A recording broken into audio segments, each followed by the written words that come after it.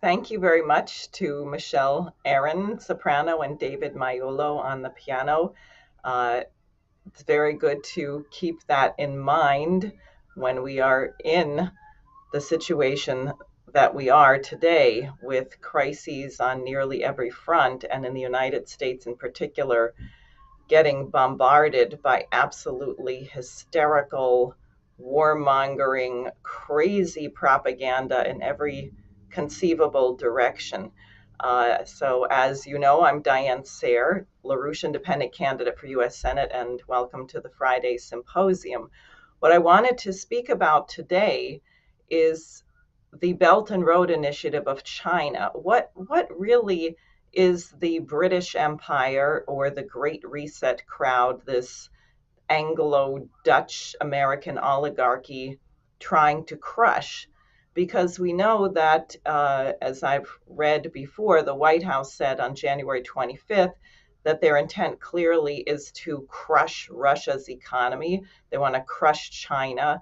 And we know, going back to the time that the Berlin Wall collapsed, there was a shift in American military doctrine where, unfortunately, Dick Cheney, who had just become defense secretary, won out. And we declared that nobody should surpass the United States economically or technologically, which is a little bit silly in a sense, because you'd hope that mankind would improve and there might be a happy competition to spur us forward.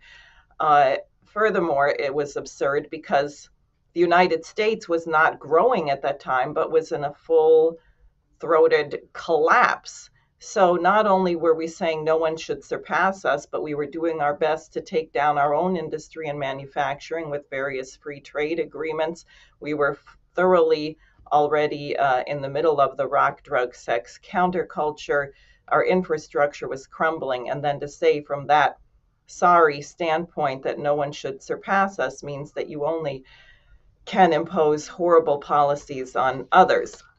So, as you know, in 2013, 2014, the Obama-Biden administration ran a coup in Ukraine.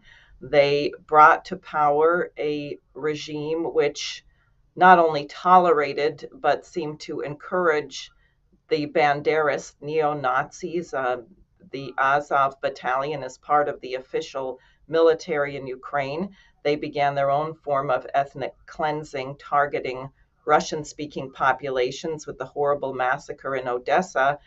And that prompted the people of Crimea to hold a referendum and vote 96% to rejoin the Russian Federation. In the United States, that was called an invasion and annexation of Crimea by Putin, for which we imposed sanctions. Then the Ukrainian army, with its neo-Nazi divisions, began shelling the eastern part of Ukraine, the Donbass, killing 14,000 people over 8 years. No one ever discusses that. And Putin, both in 2007 and then up until 2021, issued a series of warning statements, pleas, saying, look, the United States and NATO promised that NATO would not expand. NATO added 14 new nations. There are certain security concerns that Russia has. You offset the balance of power if you have nuclear weapons on our border, and the killing of people in eastern Ukraine has to stop. Not only was all of that ignored, but in a sense, the United States and NATO went into full court press forward motion, including you've had recently visits by people like former Secretary of State Mike Pompeo to Taiwan, trying to encourage them to declare independence from China and provoke a similar situation. So what is this all about, and what is the Russian response? Well, interestingly, there is a leading economist in Russia by the name of Sergei Glaziev, who came to know the work of the American economist Lyndon LaRouche when he was a student in the United States, I believe at Harvard. I'm not sure about that. But at any rate, when he was a student in the United States, everyone said to him, don't get around LaRouche. Stay away from those people. And he said, wow, I expected this in the old Soviet Union, but here I am in the United States and I'm being told whose work I can study and what I should read. That's really interesting. Let me find out about this guy LaRouche. And he became very intrigued with LaRouche's writing and LaRouche's work. Since the 1990s, what Lyndon LaRouche had been saying is that there should be a conference of the United States, Russia, China, India, those four large powers, something big enough to counter the holdings of the City of London and Wall Street, the quadrillions of dollars of derivatives and funds sloshing around in the world monetary system through which they manipulate trade. And these nations should declare a kind of bankruptcy reorganization, peg the currencies to fixed exchange rates to some kind of value, whether precious metals, commodities, but something in the real world, and then wipe out a lot of this debt and create a credit system, and each nation having its own sovereign national bank to be able to direct credit to build massive amounts of infrastructure. And what we'll be hearing tonight actually from Megan Beats, formerly of LaRouche's science team, or still, I guess, just unfortunately LaRouche is no longer with us, but who did work on the special report produced by Executive Intelligence Review on the World Land Bridge program. And I wanted her to go through what was put on the table. I also wanted to show you some of what's happening in the world, because that is not discussed. Unfortunately, here, the media is so terrible and we are so surrounded by collapse on all sides, it's hard to imagine something else occurring. Now, they are really attempting to destroy the Russian economy. And as people may know, Putin and Xi Jinping had a meeting on March 4th on the sidelines, or February 4th, on the sidelines of the Olympics, where they signed a memorandum of understanding expressing support for each other's territorial integrity, all kinds of agreements. Now with these sanctions, Putin has said, look, we are not going to buckle and become immiserated, crawling beggars just because the West intends to destroy our economy. People should know that if you look at the combination of Russia, China, and India, which are the nations that we are talking about sanctioning, China and India are not willing to stop trading with Russia. They have 38% of the world's population, but they produce 43% of the world's wheat. They produce 65% of the world's coal. They produce 66% of the world's steel. In other words, saying that we're not going to import anything from these nations hurts us far more than it hurts them. And in fact, what they are doing, and what was announced after a March 11th conference of the Eurasian Economic Union, is that the Eurasian Economic Union, for which Glaziev is the leader and spokesperson, they are talking about collaborating with China to establish an entirely new monetary and credit system, including with a new currency. As you may have heard, Saudi Arabia is talking about selling petroleum and using the Chinese yuan for currency. So rather than sit there like sitting ducks waiting to die of starvation or be turned into a banana republic, these nations, which have nuclear weapons, have space programs, have a very advanced technological capability, are saying, well, we're not going to do this. You can destroy your economy if you want. We want to get off that sinking ship. And the danger is that these crazed oligarchs, Prince Charles, Soros, Klaus Schwab, explicitly have said that no one should be allowed to do this. And the question is, are they prepared to push us into thermonuclear war in order to prevent such a new system from coming into being? And I think, therefore, we have an incredible race against time to mobilize the American people to understand that the prosperity of other nations is not a threat to us. Quite to the contrary, nations which are prosperous are more stable. And if we would gear up our production and manufacturing, these nations could be viable trading partners. Instead of producing drugs to keep the stock market afloat, they could be importing American goods. We could be importing goods from them, and you could see an improvement in the standard of living all around and a dramatic transformation of the culture of the United States.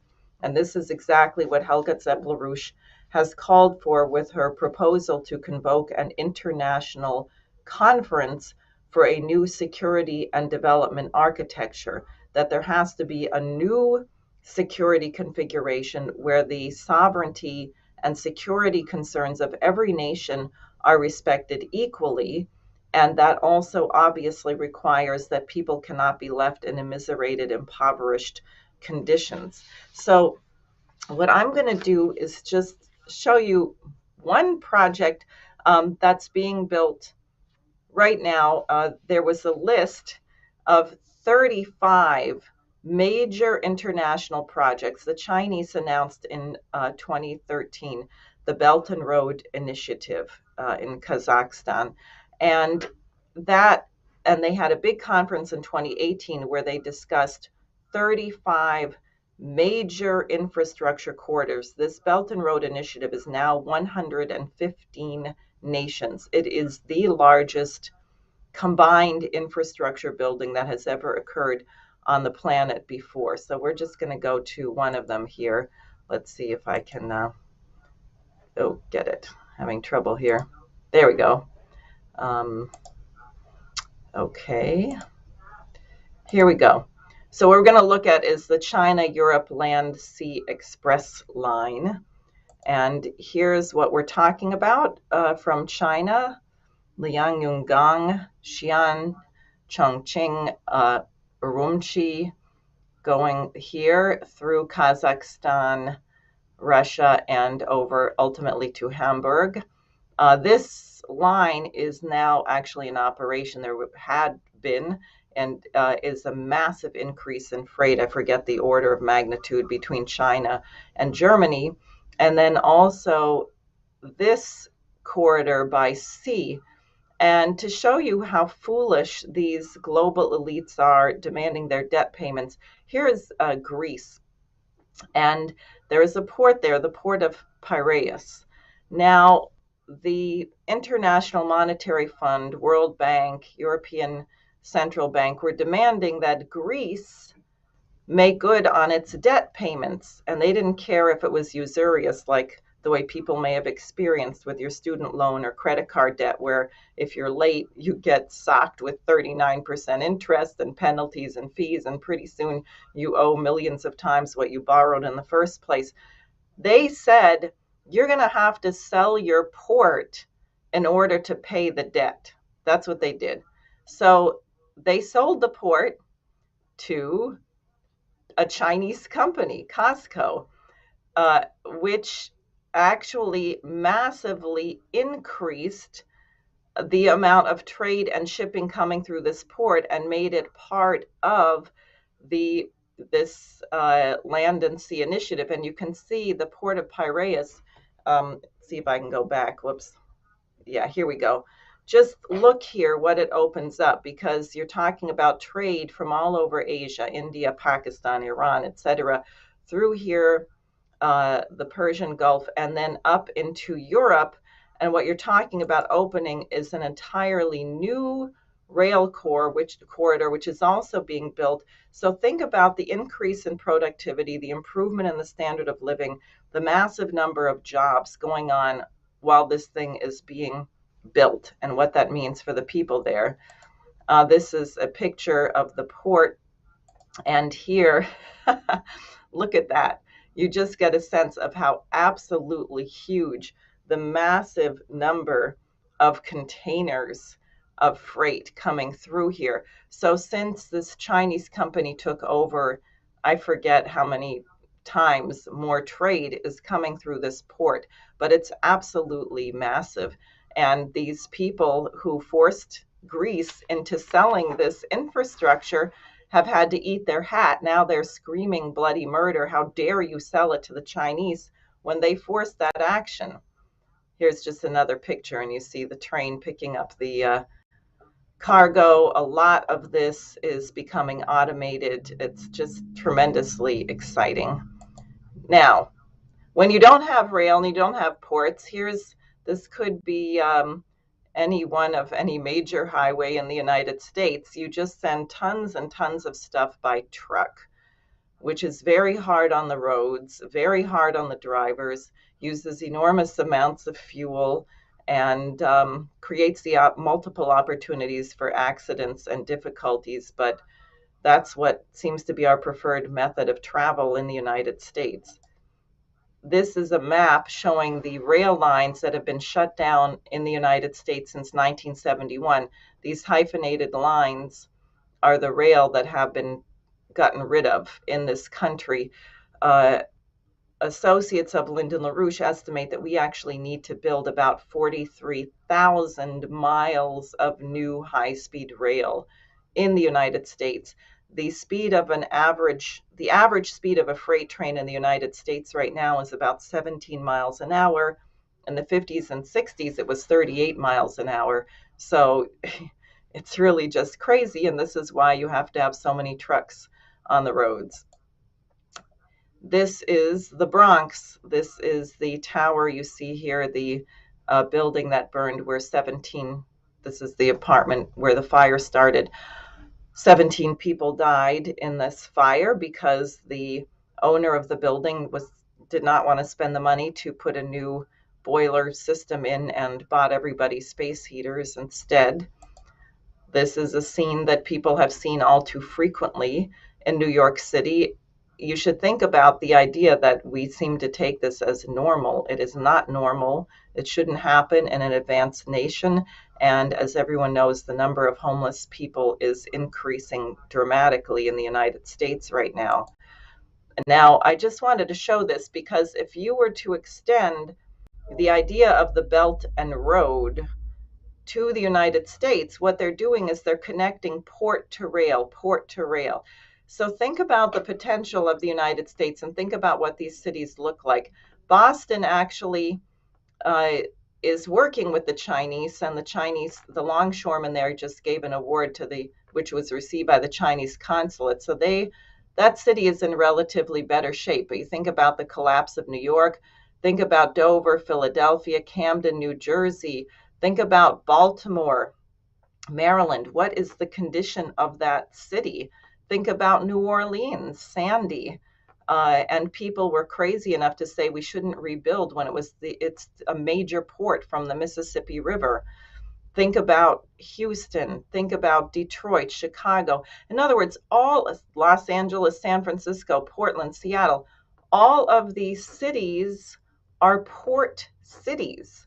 If the United States were to gear up our manufacturing, agriculture, and industry, every single one of these cities would have to be totally transformed. The ports would have to be fully modernized. It's one of the most amazing things to consider in how you could transform the United States. China has invited us to join the Belt and Road Initiative under Obama. It was rejected under Trump. It didn't happen. And again, even today, not happening. We're busy provoking them instead. Now, here is a project that dates back to the 1960s, 1964. Robert Kennedy was supporting this in the Senate, the North American Water and Power Alliance, proposing to divert a tiny percentage of water from up in Alaska, which would just flow off into the ocean, and instead pump it up into the Rocky Mountain Trench, and then use it to irrigate the entire western part of the United States, flush out the Great Lakes, replenish the Ogallala Aquifer. Now that you have modular nuclear plants, you could also bring to bear nuclear power water desalination as part of this. Imagine how many people would be employed, how many forest fires and floods would not happen. This is how the United States used to think. This is what we should be doing, but are not. So I think I'm going to stop with that, just because we'll have Megan, who can tell you more fulsomely what Lyndon LaRouche and his wife Helga Zepp-LaRouche proposed when the Berlin Wall came down. And then you can think back to what I showed you with the Port of Piraeus, what's actually happening. And I did not even go through the other 35 projects that are currently being built. So, Megan, why don't you go ahead? Okay. So I think the question before all of us is, what is the future of mankind? And I want to put that on the table up front because that's the way that Lyndon LaRouche thought. That's why he was so effective in his political work over the decades. What's the future of mankind going to be, and what must it take from us today to get there? What old ways of thinking, what bad axioms do we have to throw out? What kind of new creative conceptions do we have to decide must now be adopted by mankind as our new way of operating? And I think we can all agree that we need a new way of operating based on what Diane just went through in terms of, and what we've all experienced over the past weeks, staring straight in the face of a possible unleashing of thermonuclear conflict in the hands of these completely maniacal so-called leaders in the Western system. So we've completely reached the end of the possibility of continuing the way of thinking, which can be called geopolitics. And Diane mentioned it already, the idea that one nation's progress, one nation's success, the development of one nation is inherently a threat to each and all. That way of thinking is garbage. It's not American. It comes from the unfortunately still living British Empire that we fought the American Revolution against and defeated. And it's high time that we took the lead and threw those ideas out as well. But we have to replace it with a peace policy. You can't just have the absence of conflict. You have to have a concrete, positive peace policy. That happens to have been the specialty of Lyndon and Helga LaRouche for the past 50 years. So all of you watching are in a very, very good place right now, being here with us.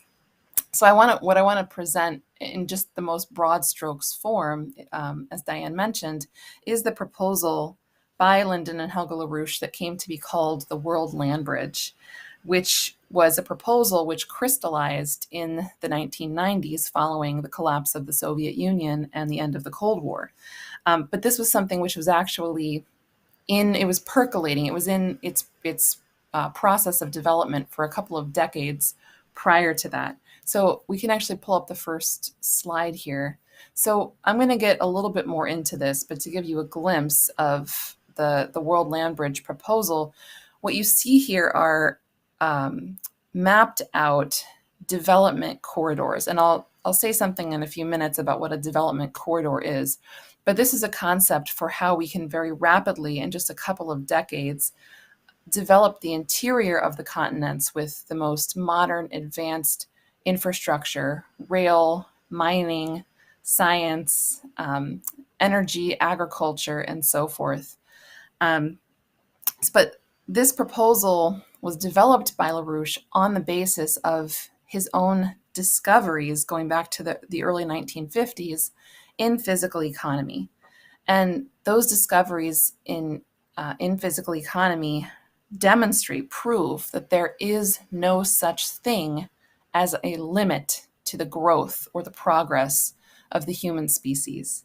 That through our creative scientific mind, that which makes us human, that makes us, if you want to put it in religious terms, that what makes us in the image of God. That creative scientific work that we do, as then embodied in technologies, give us an ever-changing and improving power in and over nature. We change our relationship to the landscape. We use resources differently. than before, more powerfully than before. And if you look over time, over the course of the existence of humankind, through that process of increasing our productivity, we've gone from supporting just a few tens of millions of individuals on the planet to now approaching 8 billion. And LaRouche made a very provocative statement in the end of the 1980s, around this period, or the end of the 1980s, right around this period of the development of the World Land Bridge, where he said that if we were to implement all of the technological capabilities available to us at this point, we could easily support 100 billion people on the planet living longer, happier, healthier lives than we enjoy today. So to get into this World Land Bridge, I want to read you something that Helge LaRouche wrote in 2014, and I'll just show you. Actually, you could take the slide down for a moment. I'll just show you. We've the Schiller Institute, Executive Intelligence Review, and then the Schiller Institute put out 2 reports, which I'll show you quickly.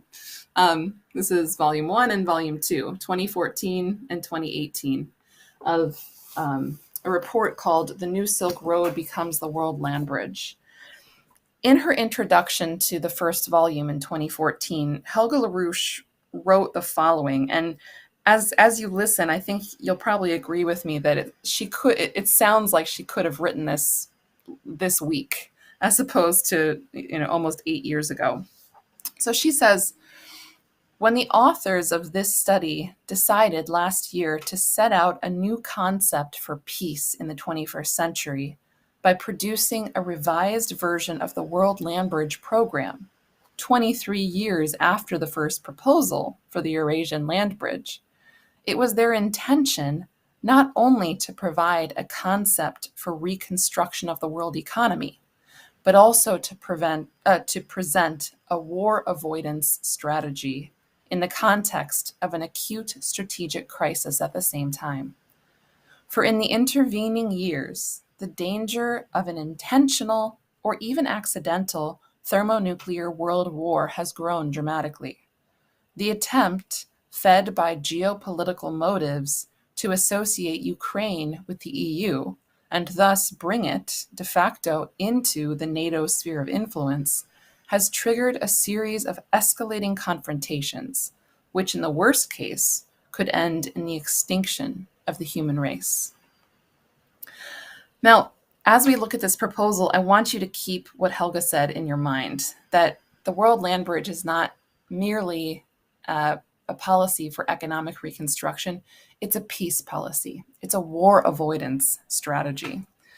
Now, the World Land Bridge has its origin, in a sense, going all the way back to the 1970s in Lyndon LaRouche's proposal, his idea, or his observation, I guess you would say, that the current economic system was completely bankrupt, and that if it continued, it would inevitably lead to the collapse of civilization. And he thus proposed, he called then for a new, just world economic order.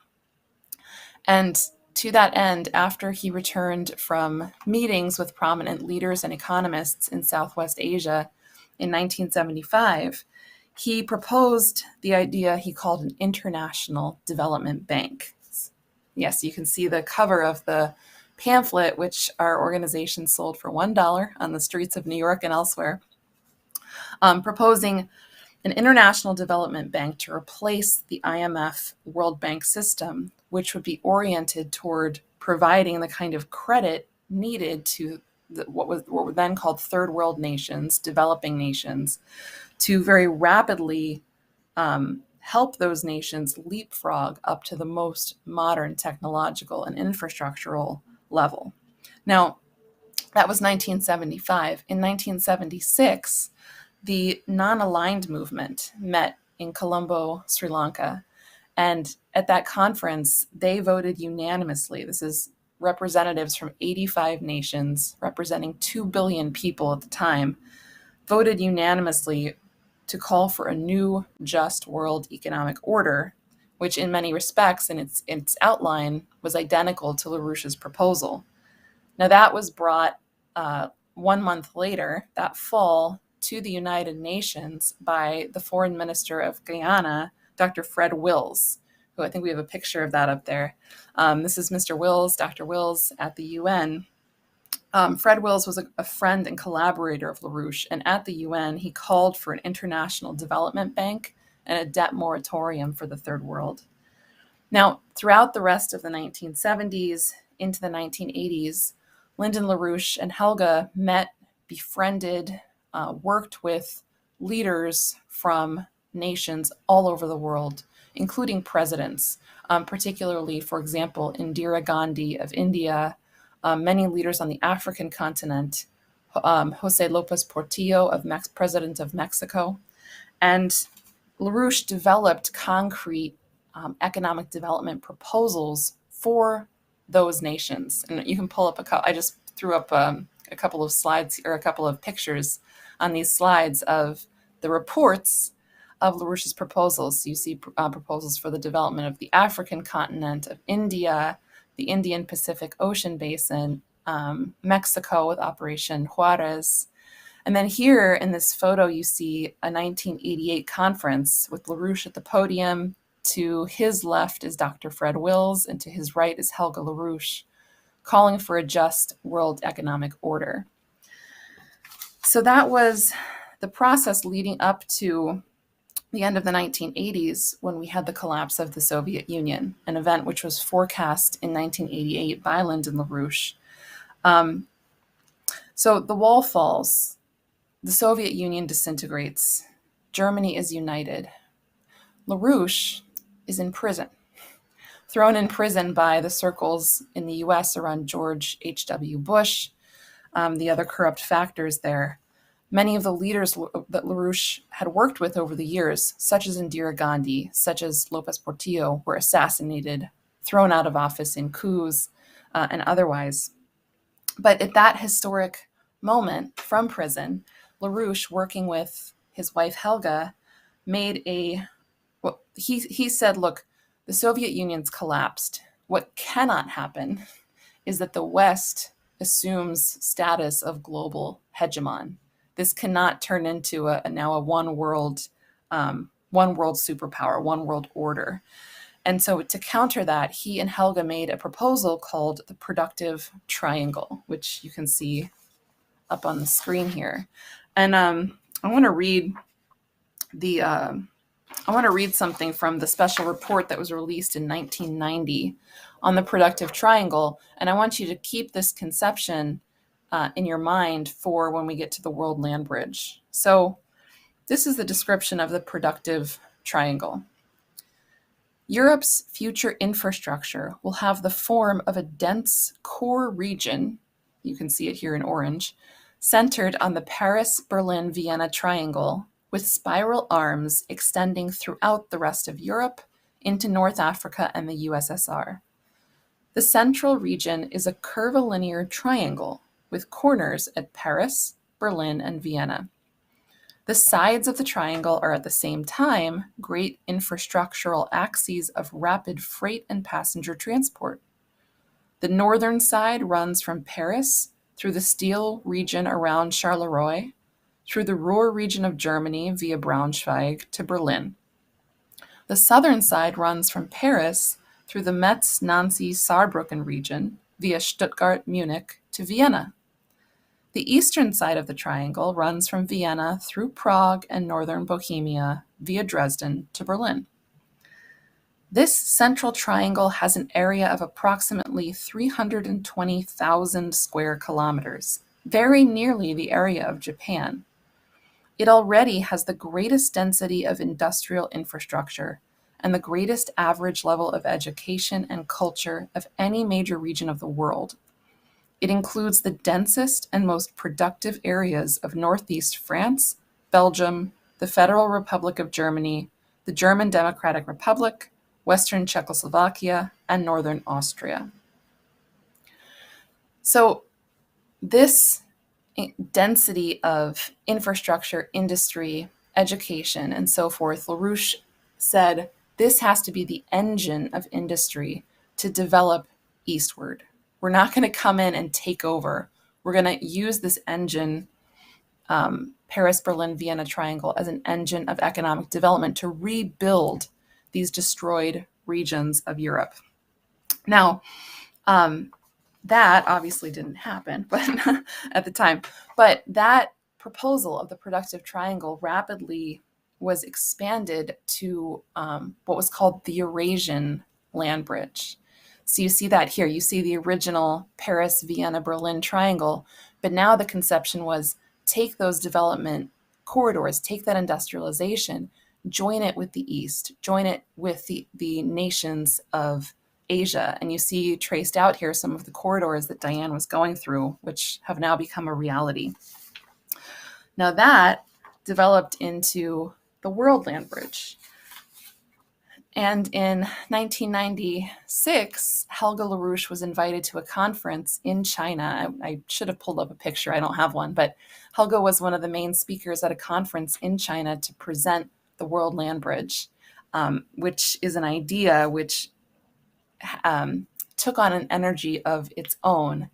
Anyway, so you see how that kind of living idea is now coming to the fore again in what Diane was mentioning. Okay, so the World Land Bridge, let's just look at this for a moment. So this proposal, what you see here is the linking up of all continents of the planet through development corridors based around high-speed rail infrastructure. And I just want to point out a couple of things about it. One is that the World Land Bridge would link up the continents through key connection points. Two of them I want to highlight are the Bering Strait, and I think I have a slide of the Bering Strait connection. So the Bering Strait is a gap between Alaska and Russia of 55 miles, right? So there's been a proposal on the table since the end of the 1800s to bridge that gap via either a bridge or a tunnel. I think it's pretty well agreed upon nowadays that a tunnel would be the most expedient method to link up the Eastern and Western Hemisphere through the Pacific and through the Arctic. And to me, this is one of the most exciting proposals, which actually I'll say, I think it was a couple of years ago that the Russians and the Chinese agreed that this should happen and started making moves toward extending the Trans-Siberian and other rail corridors up eastward toward that connection. But it completely reorients your sense of the proximity of major cities of the world, of what the so-called center of the world is. So the Bering Strait connection is a key connection. The other connection, which I don't have a picture of, but you can see it on this map, if you want to leave the map up for a sec, is the connection between North America and South America.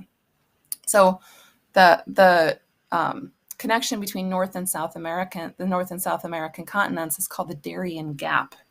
It's not an actual gap. There's no water crossing there or anything. It's a dense area of undeveloped jungle territory, which has never, ever been allowed to develop. So you have about 100 kilometers or 60 miles of land where there's no highway, no navigable road, no rail, nothing linking up North and South America. Now, why? It's not an engineering problem. It's a political problem.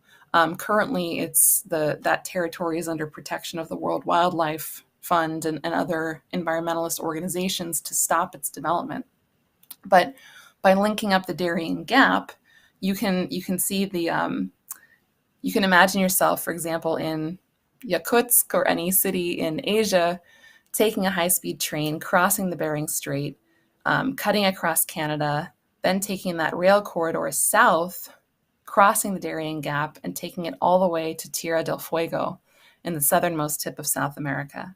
So it completely changes the connectivity and development potential of mankind. Okay, so finally, let me just get to what are these rail lines? So when we talk about these, the lines on the map that I was showing you, they aren't merely, so I mentioned that these are development corridors centered around high-speed rail, but they're not just rail. This is a concept of physical economics called the development corridor. And I think we have a slide of that. So the idea of a development corridor is that you have a main trunk line of high-speed rail transport, which is linking up major cities. Some of them will be newly built cities through the interior of continents. But around it, you have water infrastructure. You have a network of larger cities, of small cities. You have local transportation. You have roads. You have energy infrastructure, such as oil pipelines, nuclear fusion, nuclear fission complexes. You have agricultural regions, which are built up around there. So 50 miles on either side of this rail, you're changing the territory. And it's kind of, sometimes it can be difficult for us, if you're watching from America, to think about this, because, we either hop on a plane and we get on a plane in New York and we fly over the whole middle part of the country and we get out on the West Coast. There's no concept of what happened in between, or we hop on the subway and we pop out somewhere else. But the concept of these development corridors is that in building them, we're actually making the territory through which that corridor is crossing more productive, building new cities, beginning to use the land in mining, in agriculture, bringing modern infrastructure to these places, completely transforming its potential. So just to come back to what Helga said about this proposal, this is the positive peace policy. Now why? And the last thing I'll mention is that it was I think around 2013, maybe early 2014, Lyndon LaRouche started raising an issue in many discussions, both public and private, that we're now entering a period in which we have to have a new concept of national sovereignty. In other words, the idea that there's such a thing as one nation's interest, which is contrary to the interest of another nation, has no meaning anymore. It's a faulty idea. We have to have a higher idea of national interest, which derives itself from the interest of the development of all mankind. Humanity is now a unity. And we're at a moment where our species is scientifically and technologically capable of completing the infrastructural development of every inch of territory of our planet. And that really should be our mission for the next 20, 30, 40 years. And in doing that, we will raise the productive potential, raise the living standard, raise the quality of life, and the potential to contribute something immortal of not only every person living today, but the billions and billions of people who are to be born over the next 10, 20, 30 years. So that's the idea. We have to transform the interest of humanity. We have to transform what our intention is. What do we want to get done as a species for the next 50 years? And that as a collaborative project. So I think I will leave it there. Great. Thank you very, very much. So I understand Daniel Burke is in the wings somewhere and has a brief presentation just again on another one of these projects. I think it's useful to do. And I see Daniel has a companion with him. Excellent. Daniel, why don't you go ahead? Thank you, Diane. Can you hear me okay? Yeah. Okay. Well, to Megan's point about what it is that we're planning to accomplish in the next 50 years, I want to address one of the nations that has actually joined the Chinese Belt and Road Initiative in the year 2022. There are 4 countries that have done so: Syria, Argentina, Nicaragua, and the 4th one is escaping me at the moment. But I want to talk a little bit about Nicaragua. Why is it that they've joined, and what is the circumstance in which they have joined the Belt and Road Initiative? They've signed the memorandum of understanding on the Belt and Road Initiative with China. Well, when the president of Nicaragua was reelected. President Ortega was reelected at the end of last year. He immediately moved to shift from, or his government, that is to say, they shifted from a diplomatic relationship with Taiwan to a diplomatic relationship with the People's Republic of China. And this was done with a kind of a bold action in the midst of the crisis that we see unfolding before us, not merely in the theater of war, but the economic breakdown crisis, which is shaking the world. So I'd like to show you a little bit of what was said at that time. Could you pull up the first slide, please, Jose? This is from an Executive Intelligence Review article.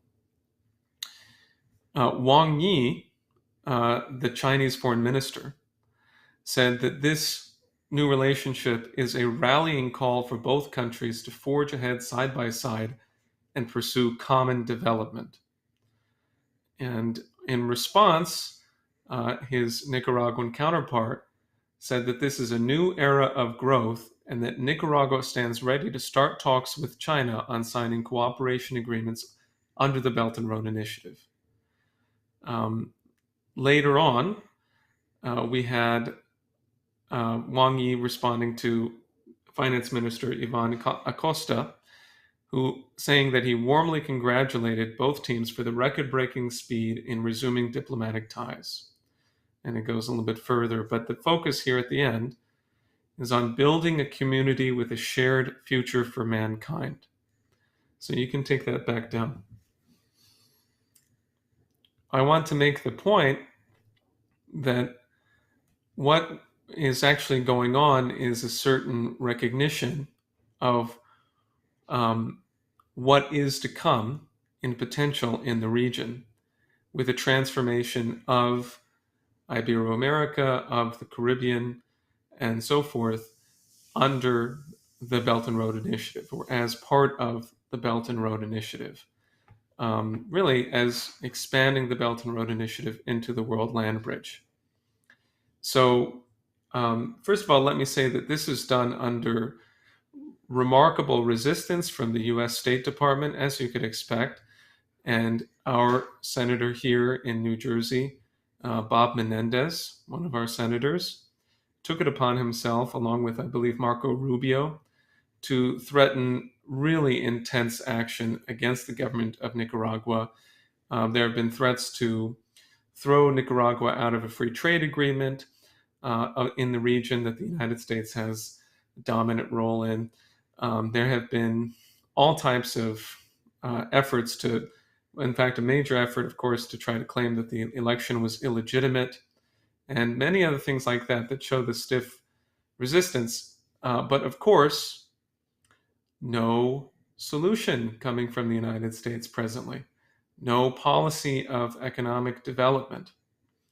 So I want to harken back to something that happened around the year 2015, early 2015, late 2014, which is extremely important when you think about what is to be done for the world in this expansion of the Belt and Road Initiative into the World Land Bridge. It was at that time, actually, I guess it was middle of 2015, if I recall correctly, that President al-Sisi at the time, President al-Sisi of Egypt, inaugurated the expanded Suez Canal, the new Suez Canal, which was a 3-year project originally planned, but they executed within simply 1 year. A tremendous effort to expand the canal and the Suez Canal, which of course had formerly been under British control. And this, at the same time, in fact, I believe that there was a representative from the Nicaraguan government in Egypt for this inauguration. Why?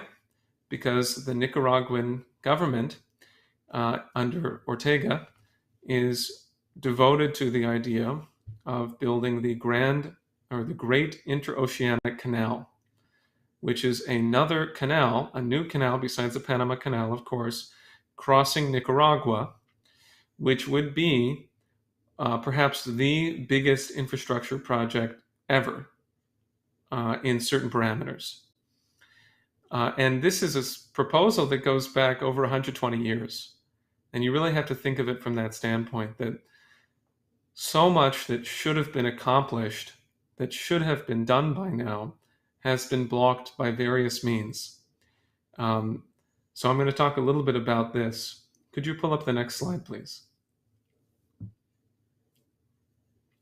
So this is taken from an article back in 2015 from EIR on the route of the Great Interoceanic Canal. And you can see cutting across Nicaragua. What this would mean is that, for example, if you were going from Brazil to China, then you could take this route, for example, or the Panama Canal. But the intention is to make it bigger than the Panama Canal, capable of handling larger ships, and to massively increase the commercial traffic taking place through this region, not to compete with Panama, but to actually advance the entire basis for the economy in this region, the physical basis for the economy. Let me go through a couple of the details about it, and if you would go to the next slide, please. So this is the largest, in 2014 when this was proposed, December of 2014, with an 85-page report by a major Chinese firm that was involved in this type of development. They indicated that this would mean 5,000 million cubic meters of material to be excavated from the ocean and sea entrances on both ends. Also from Lake Nicaragua bottom, along the canal transit route, and from the land canal itself. You're talking about the canal, 2 locks, which I believe would be the biggest locks ever constructed, more than 1.5 kilometers in length, more than 400 meters across. You actually, what we're talking about here is 2 completely new ports, including, and not to mention, actually modernizing various other ports that already exist. Access roads, maintenance roads, a bridge over the canal for the Pan American Highway, power generation, transmission facilities, cement plants, quarries, airport, tourist facilities, free trade zone, etc., etc. So it's really just gigantic. What they're actually talking about, what they talked about at the time when this was discussed widely in Nicaragua a few years ago, was the idea that you would actually need 50,000 new workers to come in from outside of Nicaragua after they would already put as many people to work as they possibly could from Nicaragua. And that this would require massive improvements in the agricultural capabilities of Nicaragua, extensive increases in the food produced so that they can feed these people. So all types of sort of provocations, all types of an initiative that would demand the mobilization of the physical economy of the nation. And this has been stopped for years since then. For 6 or 7 years since then. You can take it down now. There are various ways that it has been blocked. Major efforts to, particularly from the British end, to mobilize people in the Colombian government to contest the right of Nicaragua to take this action. But also, as you can expect, a ton of environmentalist claims, like the assertion that 22 different endangered species would be endangered by this process. It's not going to happen. It's impossible. It could never happen. It's just a fairy tale. There's no possibility that you could make this happen. Even there's this thing called the Seaflower Biosphere Reserve, which is administered by UNESCO and the Colombian government, and it claims that canal would threaten it. What is the Seaflower Biosphere Reserve? it's over 350,000 square kilometers of sea and islands. And the people who run the reserve claim that the people who live on the islands are part of the reserve. So that's what you get as a effort to put up completely fraudulent excuses for halting the progress of mankind, the development of every nation. And I wanted to highlight this project, not because there are reports that will be any particular reports presently that things are going ahead, because I haven't read those. Although back in 2019, Ortega reaffirmed his total commitment to this project, and the head of the Chinese firm, who has been contracted, they've been giving I think a 50-year concession by the Nicaraguan government to build this, originally expecting it to be about $50 billion project. The Chinese businessman who had been pushing this and proposing to finance it, he had recently came forward and congratulated President Ortega on his election victory. So that's the sum of the potential, good signs that something is going in the right direction. But I raise it because it's exactly the kind of thing that we really have to make sure can and does happen in the immediate period ahead as we fight to provide, to create the 1.5 billion jobs that the world really needs to be able to fully mobilize the productive capability, the creative potential of the citizens of the world.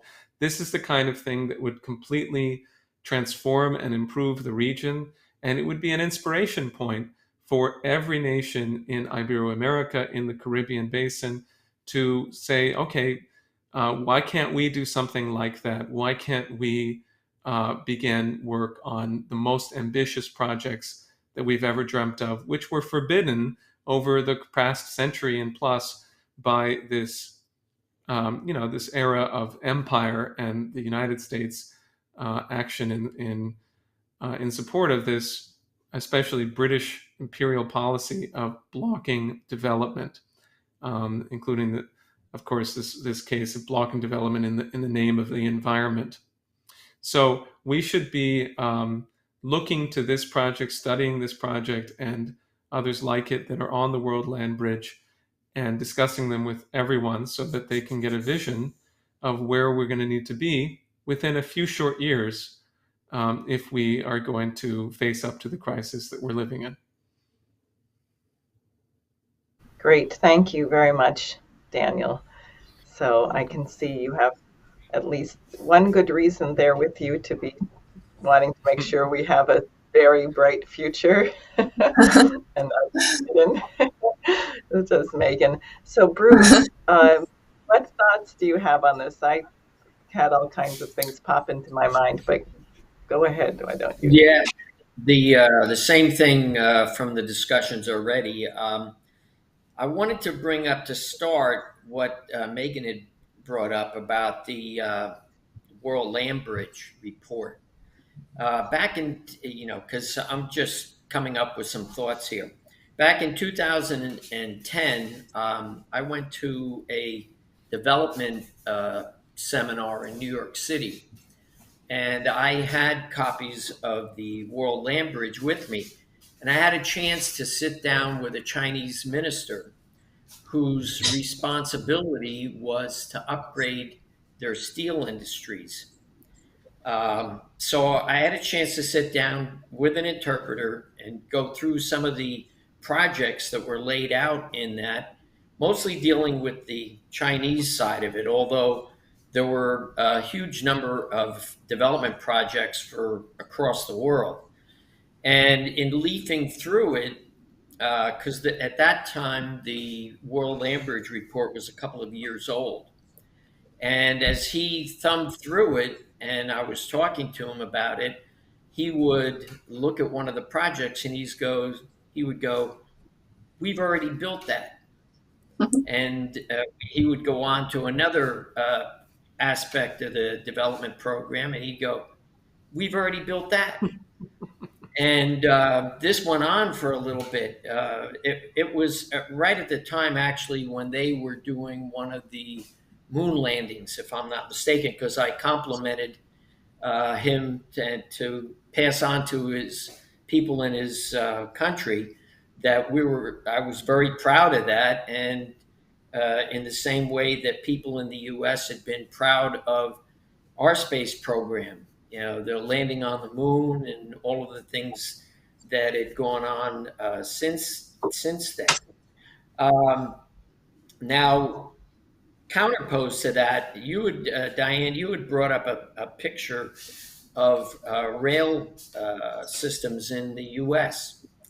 and actually, in pointing out that there was actually less rail in the U.S.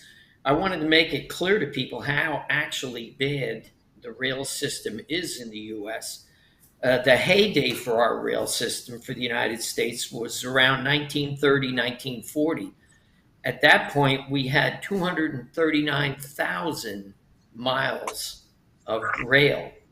And, if you think about it, you were talking about Camden.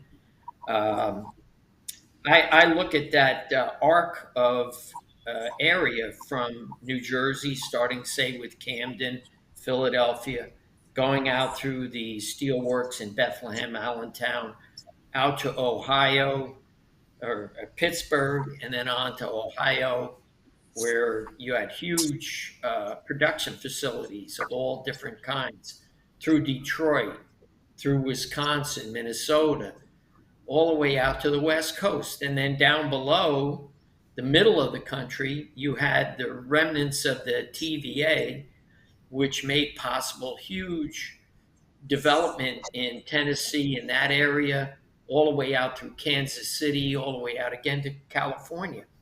So that was the reason we had all of that rail, because we were producing huge amounts, not only for ourselves, but all across the world. Now, I just came down. I'm actually in Florida right now. I drove down from New Jersey. You also pointed to this picture of roads with huge amounts of or basically a traffic jam. Now, in coming down, I would say that's not just a traffic jam, but that is the state of affairs for the trucking industry across the country. I mean, it is the case that literally in the process of driving down, that's all you saw were trucks all over the roads. And if they weren't on the roads, every time you would go past a rest area, you would see huge amounts of trucks where people were sleeping because they were on the road constantly, long haul truckers from one end of the country to the other. That's what was replaced by our rail system, is these huge amounts of trucks on the highway. And most of them are coming from the West Coast, the East Coast, down into the Gulf area, where you're seeing all kinds of products come into the U.S. versus what we used to produce. Now, another point around that is, and people can remember this well, back in 2007, 2008, with the financial crisis. And instead of using the idea of Glass-Steagall to reorganize our banking system out of that crisis, get it back on a firm footing, and have it used for the credit needed to build the country back. Think about it today. Instead of a banking system which is used to create economic development, we're now using our banking system and the world's bank, the central banking systems, as an economic warfare weapon to take apart the actual productive capability of Russia, for example. Now they're threatening China with, if you're not with us, you're against us. So, we can do the same thing to you that we're doing to Russia right now, creating economic hardship for the people of Russia, but really even creating our own economic hardship by taking down the trade and economic development on a global scale.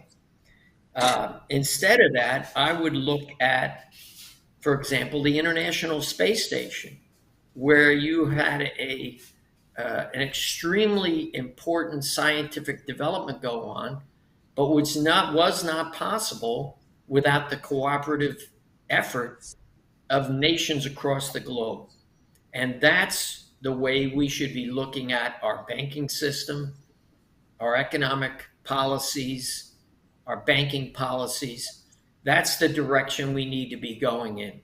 Not, pushing the world, whether it is based on what's going on in Ukraine right now, or as Daniel pointed out, the opposition to Nicaragua developing. We need to be working in that direction, creating the cooperative relations among nations to make the world a better place to live in. So I don't want to take too much time. I'm sure people may have questions, but those are just some thoughts coming out of the discussions.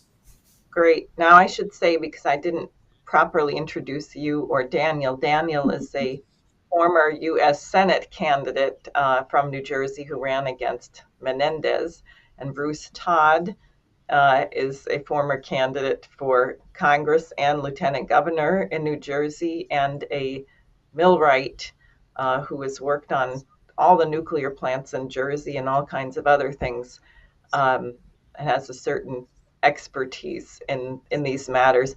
I would just like to say, Megan, when you were talking about developing every square inch of the planet, I could hear we are so brainwashed by this green ideology. In my mind's ear, I'm here, no, for the earth, right? I mean, this is these poor children that are being brainwashed about how they're just a carbon footprint and they should never have been born, and we have to leave everything.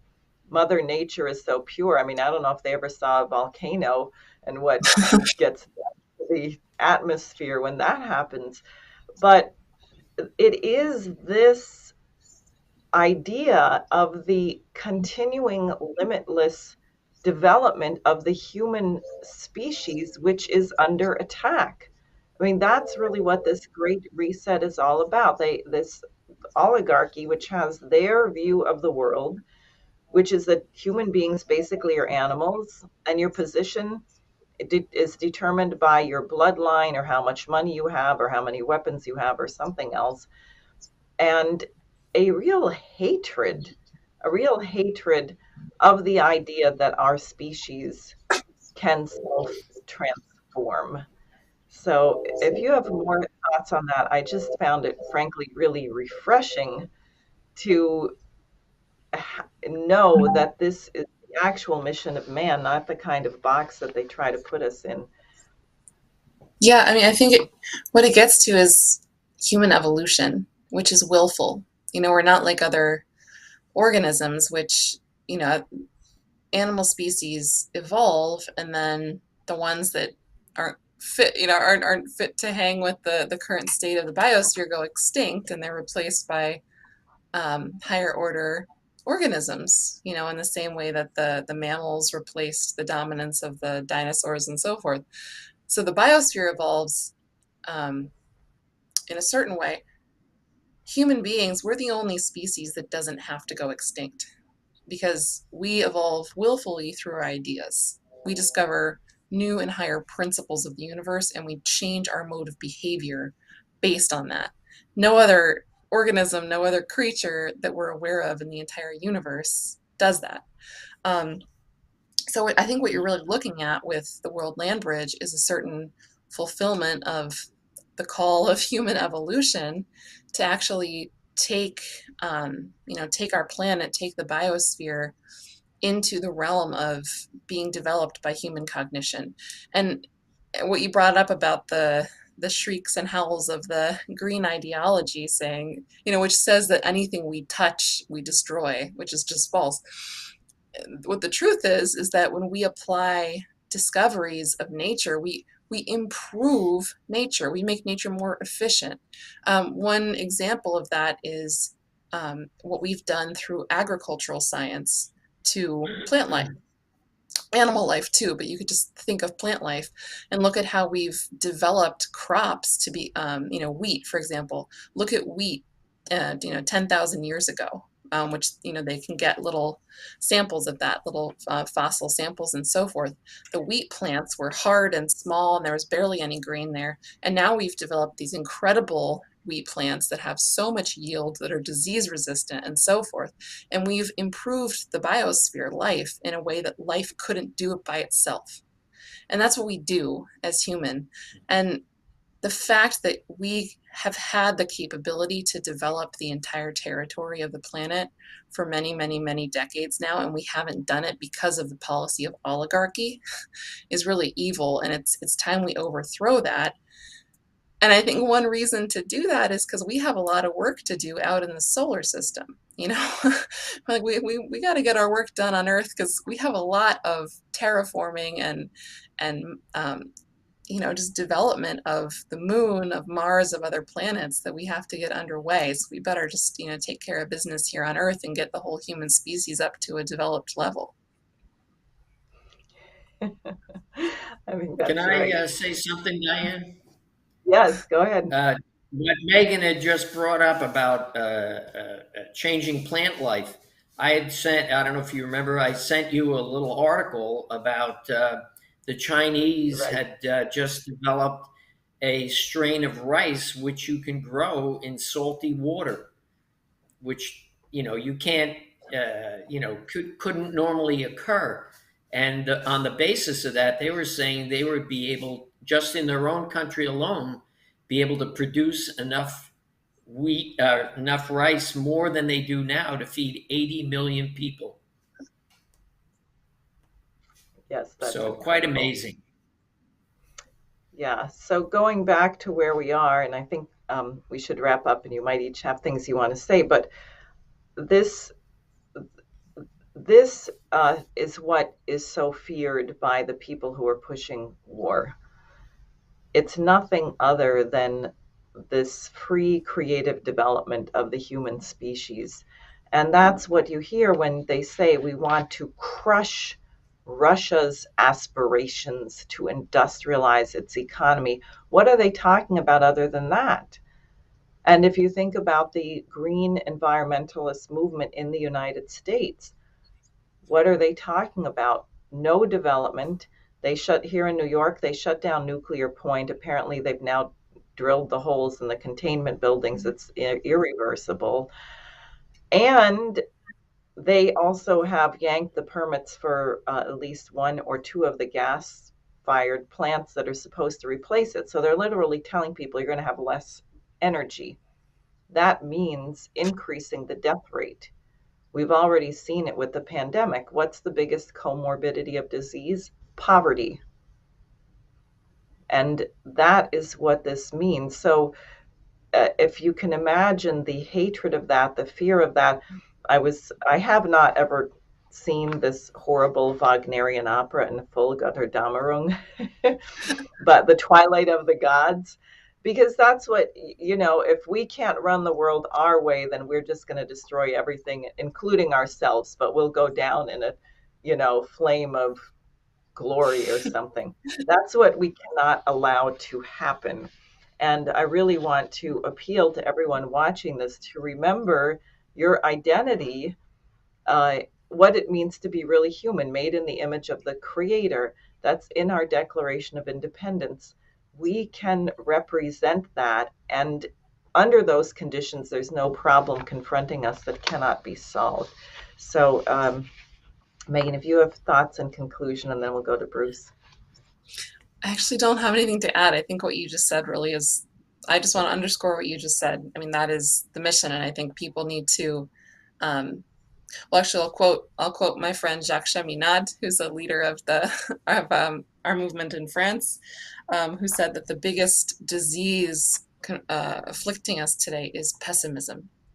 And I think now is really the moment where people can break out of that fog of pessimism and grab onto a beautiful idea, which must needs come into being. And I think what we've presented with this World Land Bridge and this development perspective is what people need to fight for.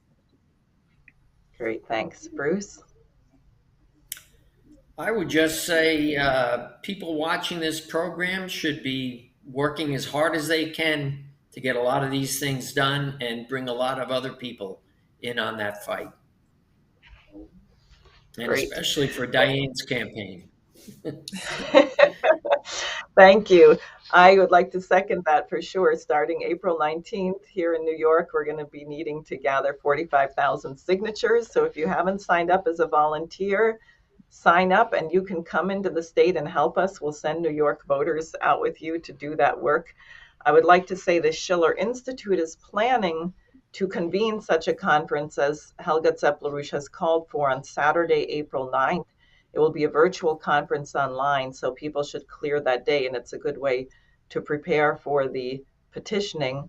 And anyone watching who has not signed the Schiller Institute petition, you can find that at schillerinstitute.com, SCHILLER institute.com. And last but not least, please do visit my website, Sare for Senate, SARE for Senate.com. Sign up as a volunteer, and any American citizen or permanent resident green card holder is allowed to donate $2,900 per election season to this campaign, and the campaign needs it. So whatever you can do toward that is greatly appreciated. So thanks very much, and I plan to see you next week, and I hope nothing happens to our planet that prevents that.